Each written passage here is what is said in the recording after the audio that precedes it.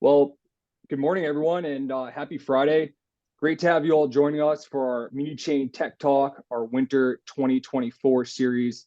Again, want to thank everyone who's joined from across the country to listen to these fellow panelists and talk about everything great that's happening in the Muni space. Real quickly, just want to mention that this event was triggered off of our last Muni Tech event back in September 2023. So very, very excited to continue the conversation. And overall, I think I'm going to pass it along to Lynn, and we could get started today. All right. Can everyone hear me? Yep. All right. Hi, everyone. I'm Lynn Funk. I'm executive editor at The Bond Buyer. With us today is Matthew Smith, who is CEO, founder of Spline Data. We also have Jennifer Fredericks, who is with Solve. And of course, our host, who is Matthew Gerstenfeld with Munichain.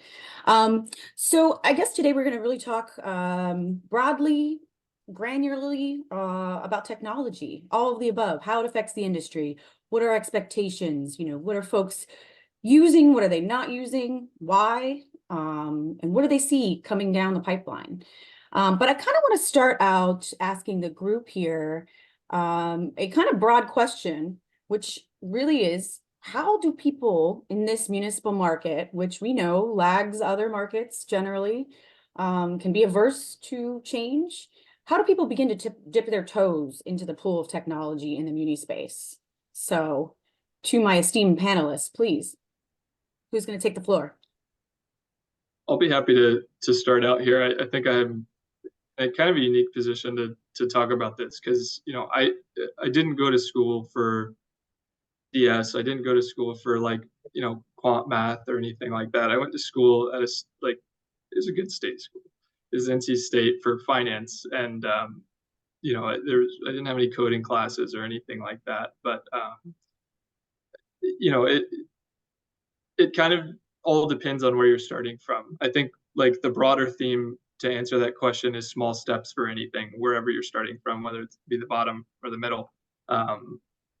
Technology in general moves so quickly. It's easier now really than it has been ever to look at something and go, yeah, we're never going to be able to do that. So you don't even put any effort into it. But I think most people will find that once they piece their project out or piece their goals out and just start accomplishing things in kind of incremental steps, that untouchable thing seems a lot more tractable, as you get closer and closer to it.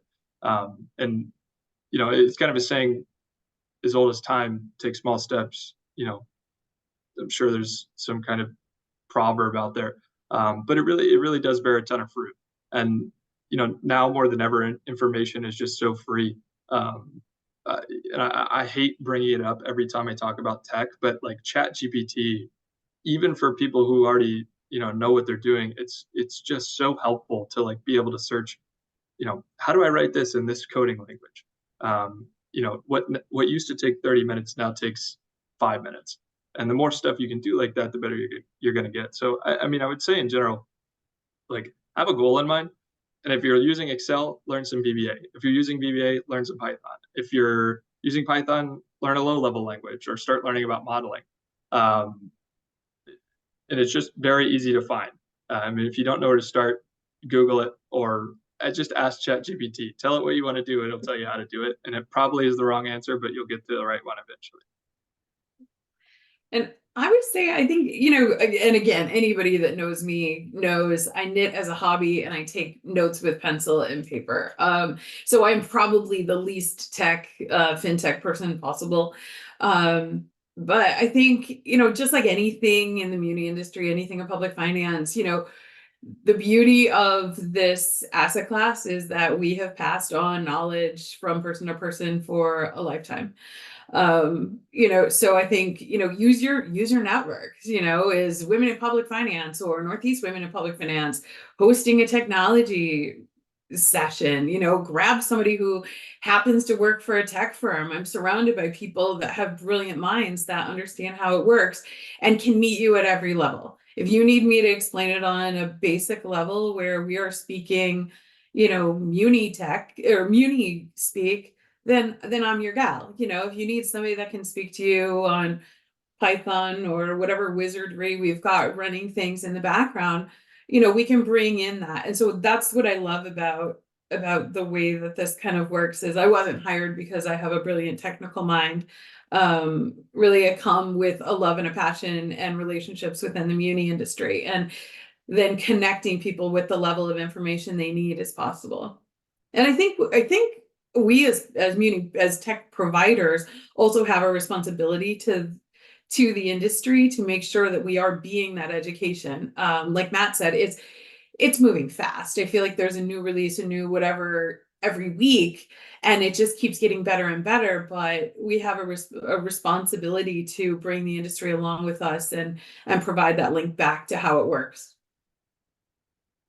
Yeah, I think these are all fair points. I think over the past couple of years, right, the excitement in the market is accelerating because a lot of the technology that exists is no longer conceptual. It's actually being utilized. And so I think for us, really, it's more so about educating all types of personas. I know there's a huge mix of people who are on this call, whether you're an issuer or you're working for a broker dealer or you're working for a paying agent, whoever you may be, right? There is that fundamental level of applicability that we're seeing.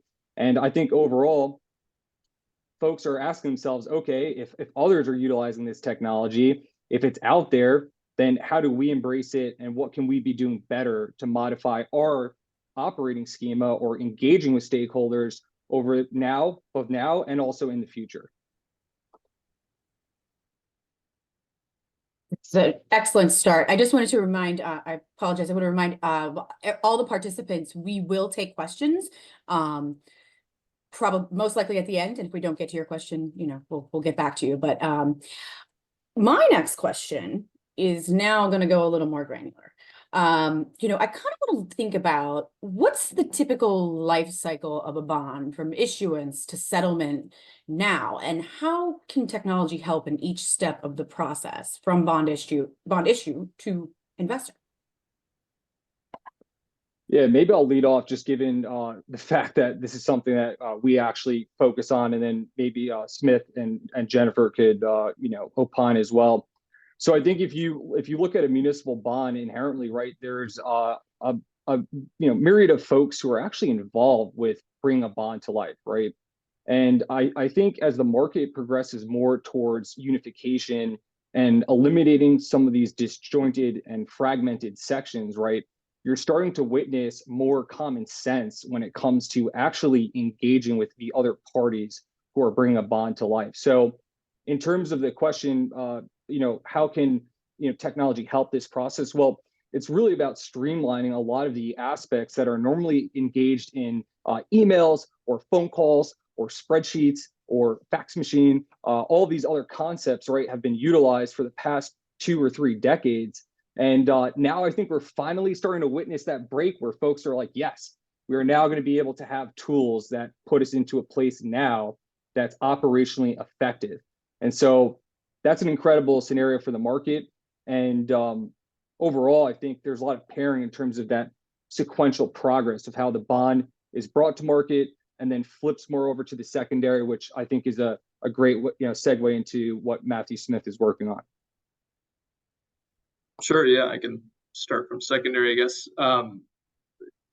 At least from my experience trading, it seems like, as soon as bonds from primary hit secondary, there's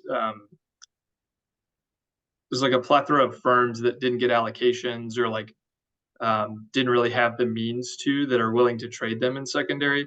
And I think generally speaking, like, because most of the trading in munis takes place in odd lot sizes, that when blocks do come up for sale, on the back of new issue in particular, people see it as like a really easy means to fill a lot of account needs very quickly.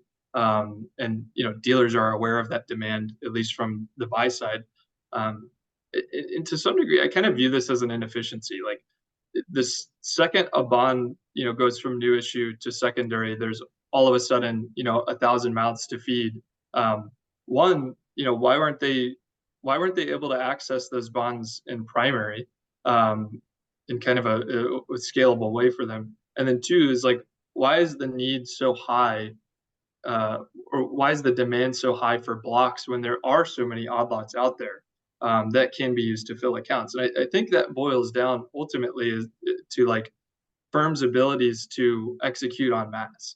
And you know, it's always the easy answer, but like automation is going to help that. Knowing where odd lots are going to execute is going to help that. And so, you know, if you can remove that inefficiency, these things do trade a lot richer than, you know, where an older bond might trade in secondary. So investing in a little bit of technology and kind of more efficiently spinning that cash more evenly spread across the market, I think is it's going to really change the way that people trade. And you know, I think what Matt's doing is going to make it easier for issuers to raise. And then, you know, I hope to cover kind of the flip side of that, you know, where we are providing real-time odd lot pricing. You know, we want people to not have to put too much thought into buying a 25 lot. Yeah. Well, as a person who started their career pulling trades off of fax machines, I feel a little bit targeted, maybe a little old, but you know, we've come a long way. I think you know, the beauty of some of the technology that we're seeing even happens before issuance. You know, I mean, and I guess I think about kind of looking through the lens of everything that you've done to get to issuance and everything you've done after issuance, you know, and during now can be done a little bit faster, a little bit more efficient, and a little bit more thorough. You know, think about if you're an advisor or banker identifying callable bonds, you were doing a lot of data mining before. Now you can do that in a matter of seconds. 15C212 analysis, you were digging through to see who filed what, when, and was it on time. You can now do that with the click of a mouse. Those are the things that are happening. I had a conversation last week that somebody said I saved them 90% of their time to debt map and do the debt analysis on an issuer. I mean, that was taking up half your day. I mean, it's still right now for many folks, it's taking up half their day. You know, and then when you kind of look at you know, we kind of step away from the solve side and that kind of let the Munichain stuff take over for the process of issuance as far as efficiency and maximization. But then, you know, when you get into secondary trading, you know, we've got our quotes platform that is, you know, doing some rock star pricing. You know, we're now beta testing our Solve PX, which is looking to be predictive pricing again, to give people more insight of what's happening and what their next trade is going to solve is going to solve for. So, I mean, it's just for every step in pre-issuance, issuance, secondary now has a faster, more efficient way to do it. Excellent. So I think, you know, when you're looking, I kind of started, maybe we should have flipped these questions that I'm going to ask next, but before the one I just asked, but we're going to go into issuers for a moment, because I think that, you know, when you look at the issuer constituency, perhaps it's a group that maybe struggles the most, from staffing levels to market expertise to the cost limitations. So let's go, what exists today for issuers that did not, say, even a few years ago, and what more can the industry offer issuers aside from simply pricing their deal? Yeah, so from our perspective, right, the issuers are in essence being you know, drawn through a process with different parties, right? And as these parties orbit the issuer themselves are also trying to figure out that process overall. So what I think has fundamentally changed over the past several years is now you're witnessing certain firms, right, or entities that are actually leveraging methodologies of applications that actually complement the lifestyle of these issuers, right? And so rather than an issuer having to invest their own money for operational success, they are now actually being embedded into certain applications, right, that now give their organization the capability to understand how they fit in the process, and have that direct level of communication with the other members and stakeholders who are bringing this bond to life. So, it's a fascinating question. I think it's a yin and yang scenario, right? The issuers are vital to the success of the market, and also the professionals that serve the issuers do want to provide that level of value and expertise through modern methodologies.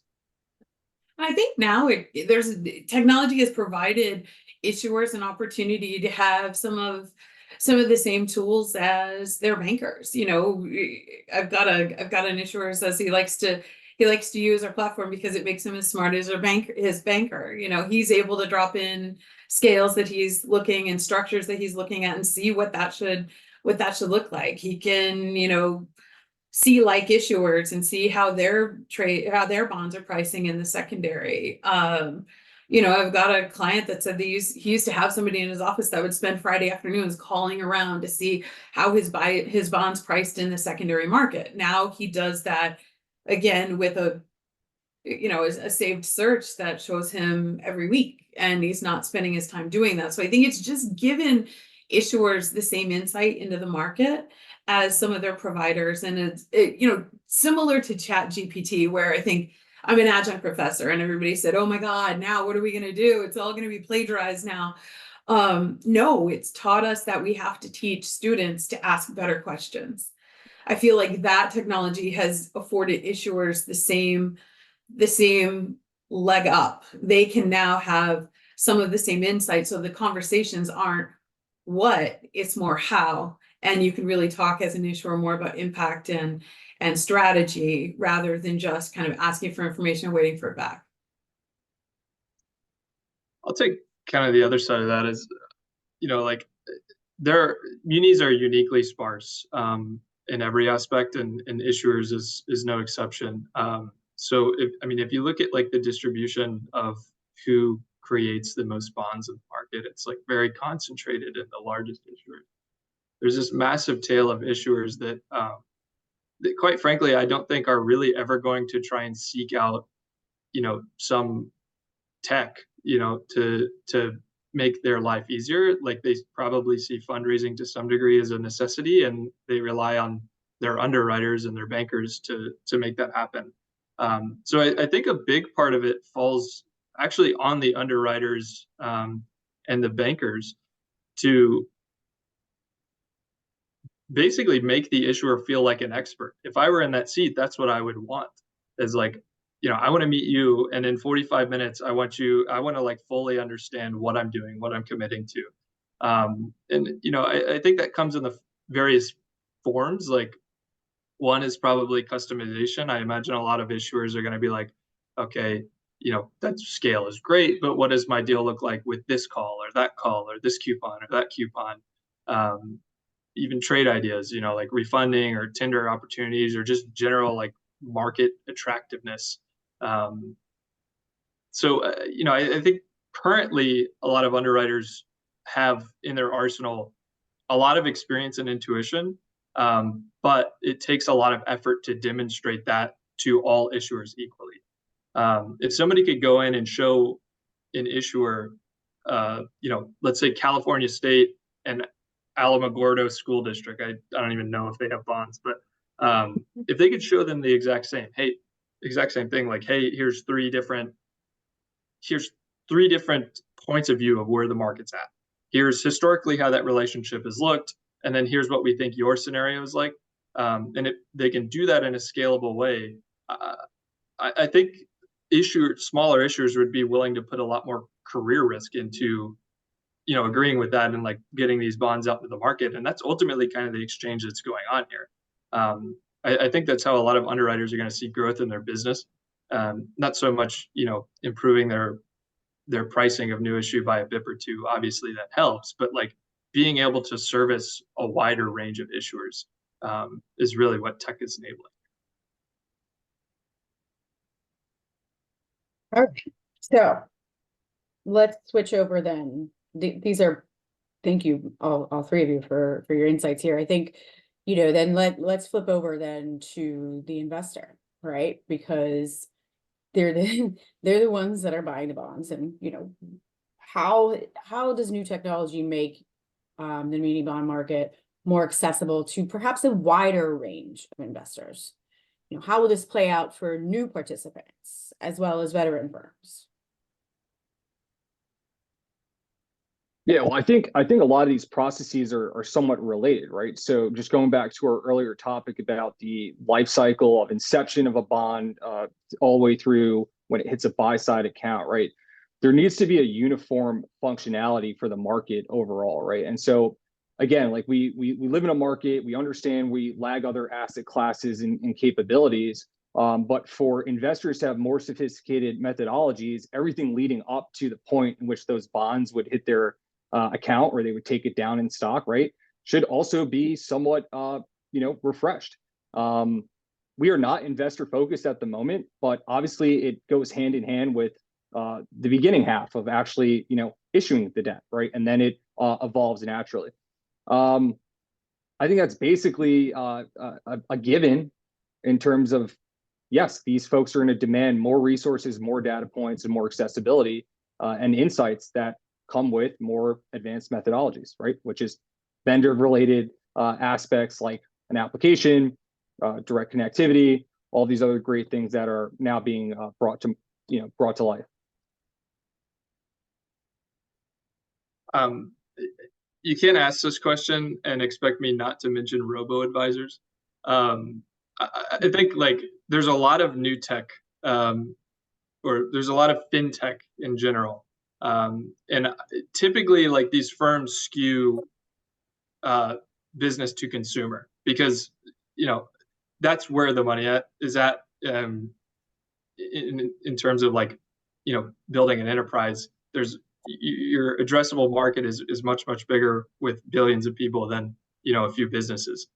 But I think that what that ends up meaning is like people are going to probably skew towards retail, and you're seeing that already to some degree. Like I use Wealthfront to get access to the market, and part of that allocation is muni ETFs.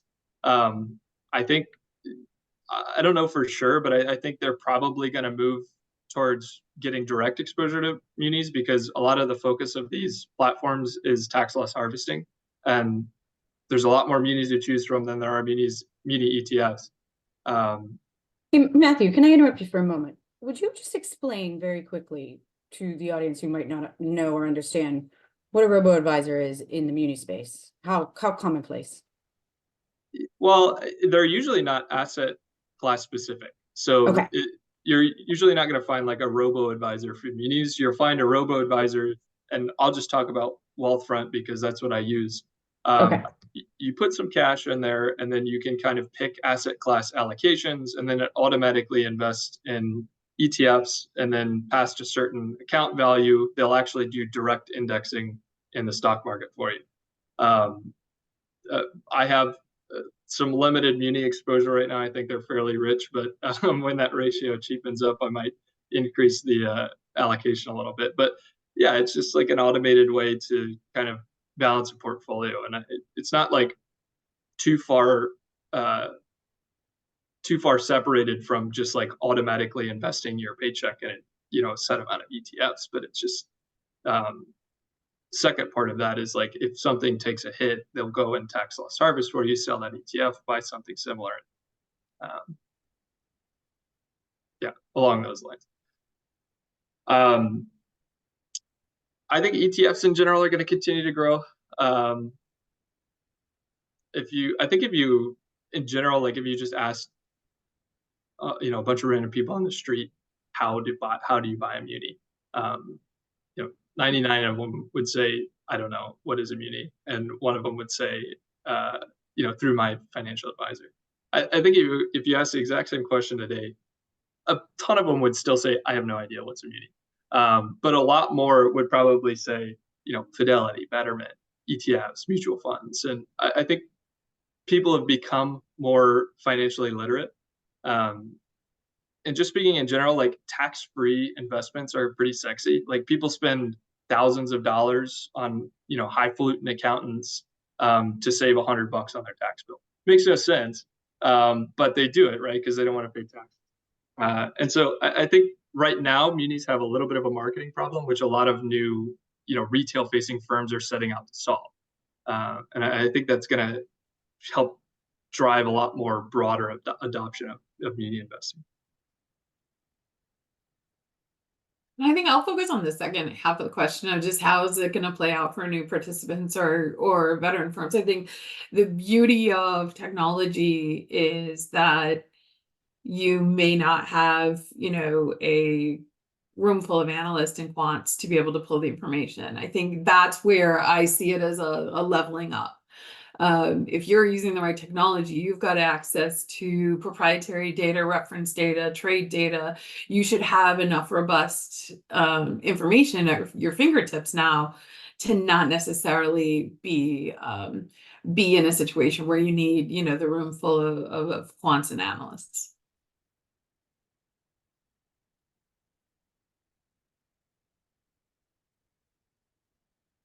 Sorry, I was muted. So then let's pivot over to, for a minute, I think, what do you think the common challenges are that firms face when considering taking a plunge on new technologies, and, how can they be addressed? I can take this. You right off the bat? Yeah, I mean, like I think, and I've encountered this firsthand a lot. I think that firms usually fall in two camps when it comes to like adopting new tech. I think the first camp is kind of like their eyes are bigger than their stomach. They set out to take on this like massive task. I'll just use the easy answer. Like, somebody sits down one day and they're like, we want to build a muni algo. But at the core, like they don't even have SF or like straight through processing for booking tickets. So a lot of good ideas are had, in the discussions around doing that, but they're never implemented because they kind of look at the total cost of doing everything all at once instead of like fully understanding like the economic upside of each individual step in that, broader idea. And then the other half of that is just thinking about, modernization as that a cost. And yeah, I mean, like tech costs money, anything costs money these days. But I think people need to start considering the return profile of the cost. And a lot of folks in the muni market right now aren't thinking about it like that. Yeah, I was going to say, and I think Matt Smith's points are great, but I don't really view it as a plunge, right? I think a lot of the time, participants in this space have actually leveraged other enterprise grade softwares that are not bespoke to munis, right? And so if you log on a system, right, and you're engaging with a mix of participants, and there's 200 buttons on the screen, and maybe like 2 of them apply to life in munis, then yes, you're naturally going to have a very poor outcome in terms of adoption standards. So I really do believe, in essence, right, where we are today in the market, just what we've seen over the past 6 months is more so just providing a very easy, user-friendly experience for folks to do their job well and actually understand what is happening with irrespective of their technical capabilities, right? That is the true art of software. And I think a motivating force behind Munichain is just understanding that firms who come on our system and users who come on our system actually can use it and not have these overarching challenges in order to accomplish their goals, their objectives. That's an incredible scenario, I think, for everyone in the market. And I think the common challenges are the easy ones, the training, having people that can level up to new approaches, not grabbing the trade off the fax machine anymore and taking a look at what your resources are.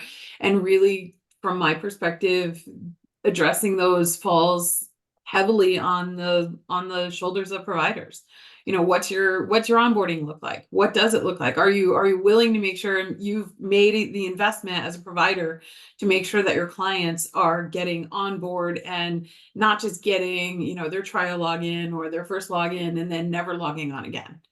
What are you doing to maintain the relationship? What are you doing to foster use of it? What are you doing to be accessible to answer questions so that technology isn't a crazy barrier to access, or make it, and hand in hand with that, make it simple enough so it's not rocket science. I mean, I remember getting my first iPhone and having that moment of like, there's no manual. And now I think I get a new, I'll pick up a new phone on the way to the airport and we'll set it up in the car on the way there. I don't think about it twice. It's just kind of bringing yourself along and also having the resources to make sure that we're providing the onboarding that helps people get there. I think Would too you- also, yeah, I'm sorry. Just going to chime in real quickly. I think also folks need to be able to cut through the noise, right? If you have all these parties coming to you to tell you about all these future capabilities, right? I mean, the mantra we have is meeting people where they are today. And so like you've seen this even with new concepts like the FDTA, right? Like folks are already telling you how to prepare for it, but there's been no real guidance. I don't know, like it's all of us here are just playing, a guessing game. So I think really it's just a matter of understanding what can an organization do today and have a scenario that will just absolutely, put them in a place of success, that parabolic efficiency with very limited resource constraint on their side. Go ahead, Lynn. Sorry. No, it's not a problem. I think maybe what you're all getting at is how do folks look at this less of a cost burden and more of an investment in future business? Is that fair? Yeah. And Go ahead. there's actually a question about like that's kind of relevant, from the audience here. Like it Saw says, that. how would you actually measure the return on a technology investment? Like what kind of metrics would you use? To that point, like, Jennifer makes a really good point. Like a lot of the burden should actually be on the vendor in explaining, one, what their value proposition is, but two, how you can measure it in kind of your existing framework. It's not straightforward, it's not the same for everybody, but like being able to break down the components of your business into like what drives revenue for you. And I'll always go to the sell side just because I'm most familiar with it. But if you look at your trading, at least historically, and say, I'm using so and so data as an input. Let's say it's a evaluated price, and you're doing X amount of volume with X average duration every single month. You need to go and like look at pricing data, for example, and see how that pricing data compares to your covers, how that pricing data compares to other offers in the market. And then using that, you can kind of make up the difference, right? So say you average, a 5 BIP cover with your existing input data, and with this new data, you could average, a 3 BIP cover. Take that 2 basis points, multiply it by the volume that you're doing, and incorporate the average duration of your portfolio, and you can get a actual number that you think that's worth. And oftentimes for us, it's like people kind of look at our price tag and they're like, whoa, that's a lot. But then you run that calculation, and all of a sudden, like it seems pretty nominal in comparison to, I guess, the missed opportunity or the missed edge in the market. And I think people have to understand too how efficiency matters in the cost structure and in the revenue structure. I don't think I've met anyone in this industry who doesn't have a list of, I would love to do more of X if I had more time. So what does it look like when we save you 4 hours on a Friday afternoon? Are you now spending that 4 hours doing those? I would double down on my relationships. I would make more phone calls. I would see more people. I would get out of the office more. I would make sure I understand technology more. Whatever that wish list is, there's a number to that. And that, the easy math is, what's your salary? If I saved you 4 hours at whatever an hour, I just gave you, I handed your banker, I handed your analyst, I handed your associate a nice check that you can then turn around and spend a different way. And that number, I think a lot of times we have a tendency to gloss over this idea of like efficiency is just like this ethereal fairy dust that just magically happens. No, efficiency is the driver to give you more time to drive more revenue. And that's a piece that I think we can't lose. That's really, from my perspective, one of the most powerful value propositions. Yeah, and I was going to say, like, while it's true that certain tasks may become automated with the adoption of technology, that doesn't necessarily mean that there's job loss across the board, right? You are now reallocating this time to redeploy it towards higher value activities. And so I think technology in the market really just serves somewhat as a crucial bridge behind tangible advancements, meaning what can you actually do today? The focus of what's going to happen 5 years from now, not going to help any of us today. So really, I think the proof is in, the actual efficiency protocols. The differential lies in the effectiveness of implementing a solution in a firm with, if you've seen those pharmaceutical commercials, with nominal side effects, right? Not really a heavy lift on that front. That's a pretty good segue, Matt. And, I think the question I have is, why do you think that why are some firms hesitant to talk about what types of technology and tech firms they are employing within their own firms? Whether it's they bring on or what they're working on internally, how can they protect their business while technology seems to outpace everything, and why be secretive about it, I suppose? I think we have to stop viewing technology as a competitor. Technology is a tool. Somebody will ask me, oh, well, if I do this, what will I do with my pricing people? What will I do with my whatever? Come on, like at the end of the day, your people can do things that machines can't. Technology is the tool that gets you 90 yards down the field. Technology is the piece that gets you to what really makes your firm the best. If you're the best banker, we've all got access to this information, whether you do it analog or you do it digitally. The piece that gets you over the finish line, the piece that gets you the deal, is what you added to it. So if we can just, again, kind of cut out that noise of making technology be your nemesis and making it work for you, that's where you're able to get to the part where you really shine. And you add, whatever that, whatever firm, ABC firm is that makes ABC firm the best. That's where you can really double down on selling that piece of it. Yeah. And I think there's a certain threshold or benchmark. And again, going to my earlier point, the cat's out of the bag, right? Firms are actively using very advanced methodologies for technology purposes right now as we speak, right?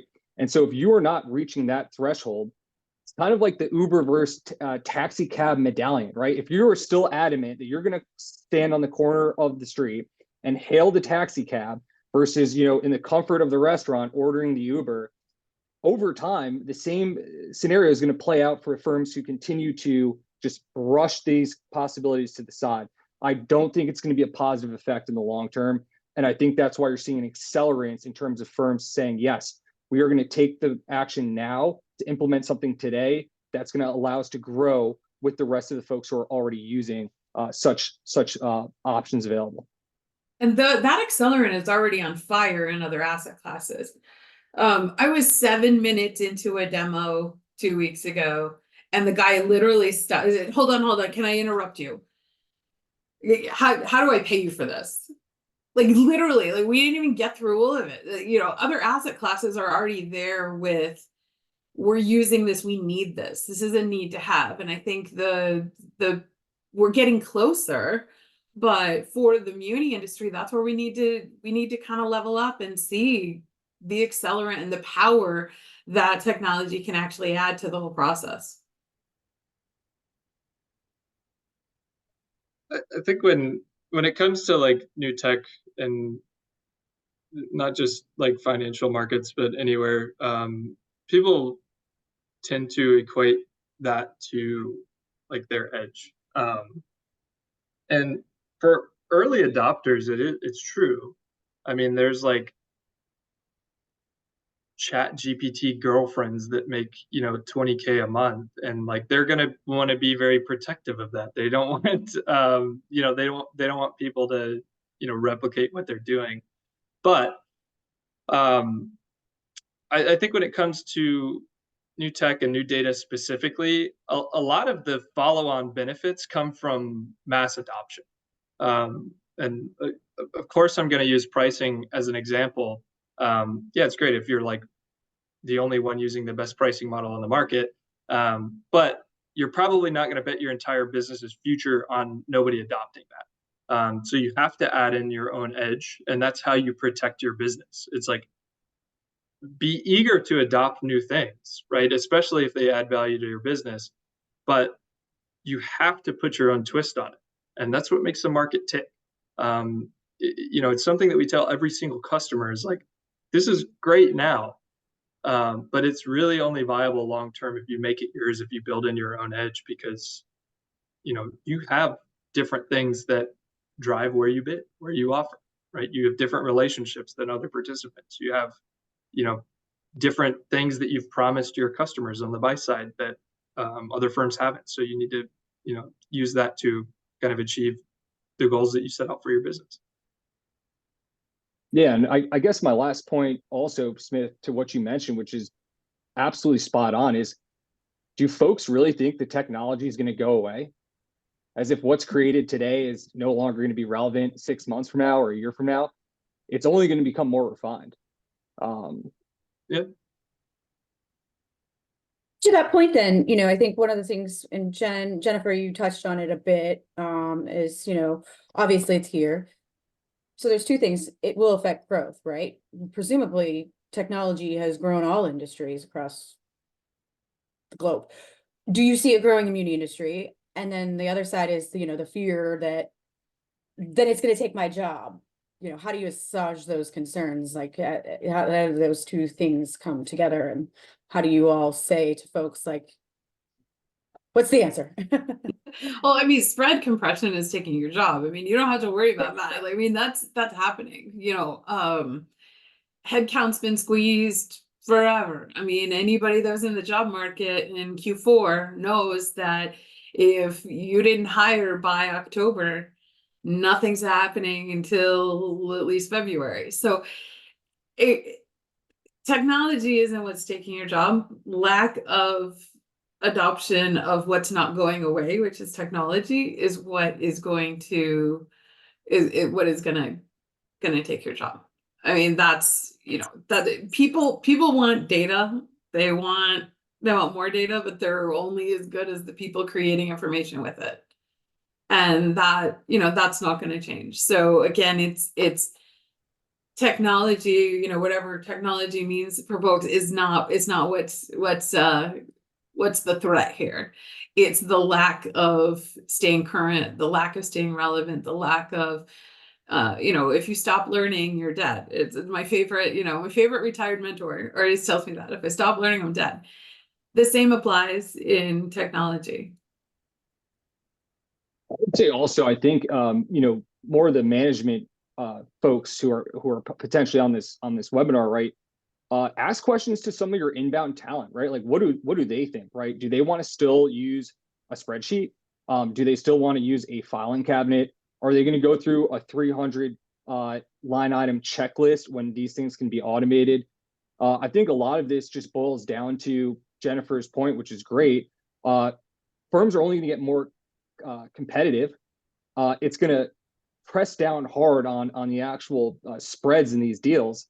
So net, like what do these firms do to prepare accordingly, right? Are they going to hire more headcount that doesn't help them generate revenue? Or are they going to deploy resources towards augmenting how they operate already so they could focus on serving their clients better? I think that's the real kicker.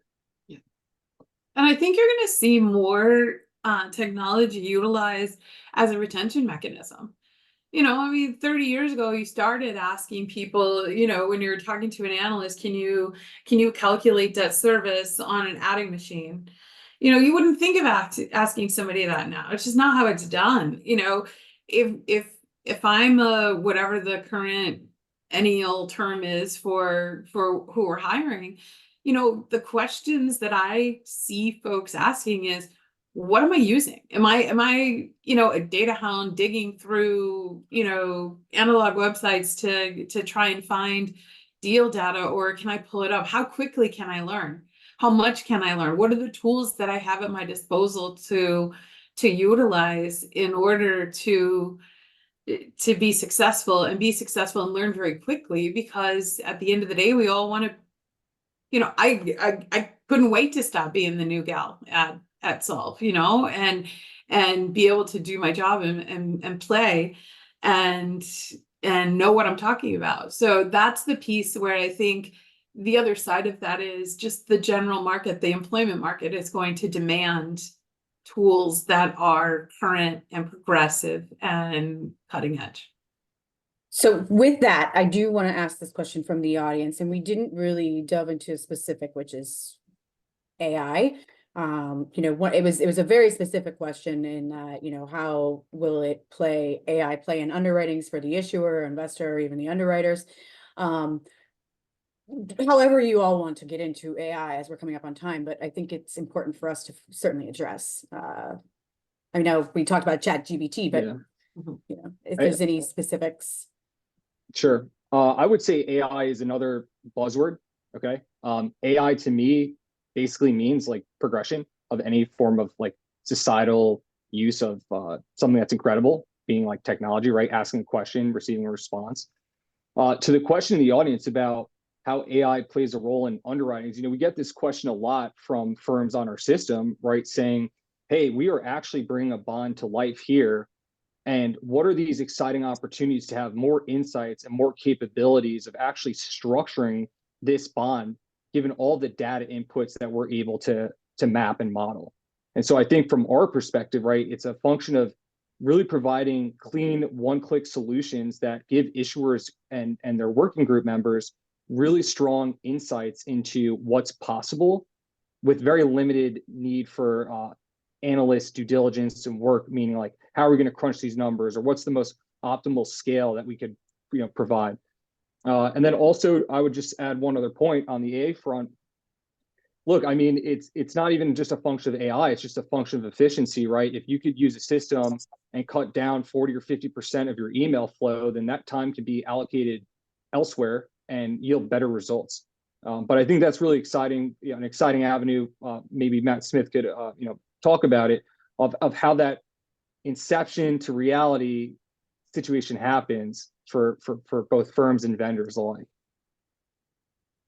Kind of to the point you mentioned earlier, you said, why worry about stuff that's going to be important 5 years out? I'm kind of there right now with like AI and in the media sense right now.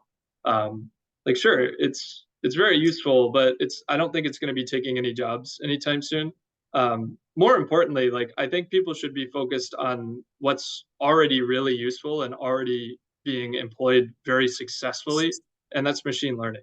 Machine learning is a subset of AI, but it's been around since like the 80s. A linear regression is an AI, is ML. And basically, if I had to put this in like very, very simple terms, is like, I would bet a lot of people on this call are doing a bunch of stuff in Excel that could be automated through machine learning, and it's free. That's the best part about it. Like, you can look some of this stuff up, and you have to learn how to code to some extent, but like, there's even some off-the-shelf implementations that you can use. Just getting to like slightly better answers than tweaking things kind of up and down and removing some of the overfitting and the underfitting around the true value, I think is going to deliver a lot more value than being able to ask questions to a computer about an official statement right now. Well, and there's some exciting things happening. I know of some folks that are piloting AI for credit agreements, for official statements, and really to put some very tactical names on some of the documents that we recognize. I mean, we're seeing that being piloted. We're seeing that being used, just like ChatGPT now. You can't just put it in and just go with whatever it spits out. You got to read it. You got to look. But for a sanity check, some of it's interesting to see that it is coming along. So I mean, I am seeing it being used and a part of it.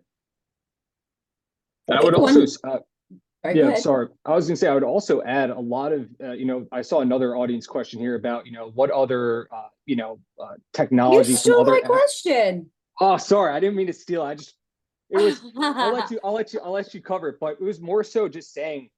Go for it.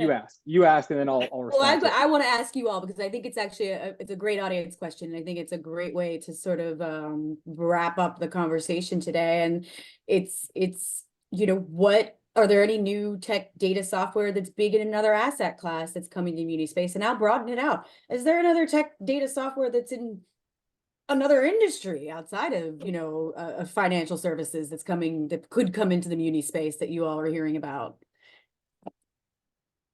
That's my question. Sorry to steal your thunder, Lynn. I was just going to say, I don't think the outside in mentality works in munis, right? Munis are so bespoke. It's so unique. You need domain expertise. Three guys in their garage are not going to spin up a muni software that gets embedded to finance governments across our country. Like you need to have a fundamental understanding of how the market works. So Isn't that what you did? yeah, well, not in a basement, in an apartment bedroom. But yeah, just trying to understand that you could have other technologies, but it needs to be form fitted for life in munis. And I think to us, that's the most exciting aspect is, witnessing our users actually say, wow, like this is meant for how I operate. It's not 400 buttons that have no applicability to how we, perform our business activities. So that's why, just summarizing it, you could have outside asset classes technology, but they do not match the pace of munis. That's a really, big confounding variable. I'll take the other side of that. It's not like you can port some tech directly from, treasuries or corporates into munis, but like the general tech themes that are developing in those markets are becoming more and more relevant to munis. And I'm tired of saying it at this point, but pricing is a great example of that. Like there are some really good pricing feeds in the corporate bond market. And I think I think if you went and asked a bunch of dealers if they were using that in their strategy, you'd be surprised to find that most say yes, right? Like they have their own unique models, but they're using real-time bid and ask pricing as an input into that. And I think that that's probably the most like near-term direction that the muni market is going. Like there's been seemingly an explosion of firms providing better, more automated pricing solutions for the muni market. And I think you'll see a lot of people integrating that. More generically speaking, I think just like cloud computing is going to change the way a lot of people are able to interact with the market. Like prior to AWS being so accessible or Azure being so accessible, you'd have to like hire an IT guy to set up machines, and you'd have to have like power backup, and you'd have to have internet backup. Now you can just deploy something in the cloud to give you the results very consistently, and you just pay a unfairly large bill every month, but it's not as expensive as hiring out everybody you need to run basically a server rack. So I think it'll just make creating tech easier for people as well. And yeah, I think I echo the pricing part. I mean, I'm currently in the business of trying to predict the next trade price. So it's beta, but we'll get there. I think financial data transparency that's the excuse of the burden of cost has never been a good enough excuse to not move forward technologically. And I think, the sooner that we start leveraging the folks that are out there and the brains, there's some really big brains running, not mine, but beyond me, there's some really big brains doing some really big things, and leveraging those in order to maximize what we can do on that front is powerful.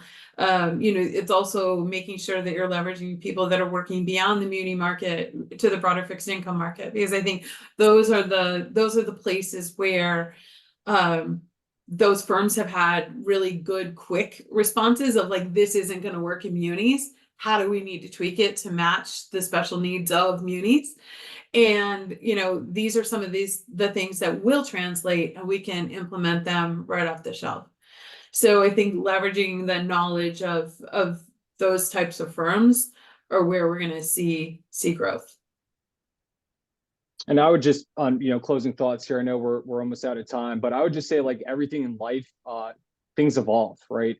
The majority of protocols today in munis are originating out of the 1990s and early 2000s. And if I was to make a bet on the blackjack table here, I would say probably going to change. That's an exciting thing, and that drives our market forward, and hopefully has amazing benefits for everyone who's involved in our space. And I found it to be very, very beneficial just to hear your perspectives, Lynn, Matthew, and Jennifer, on the call today as well. A lot of exciting things in the pipeline. Thanks for having us. Yeah, thank you. Take care, everyone. Thanks. Bye-bye.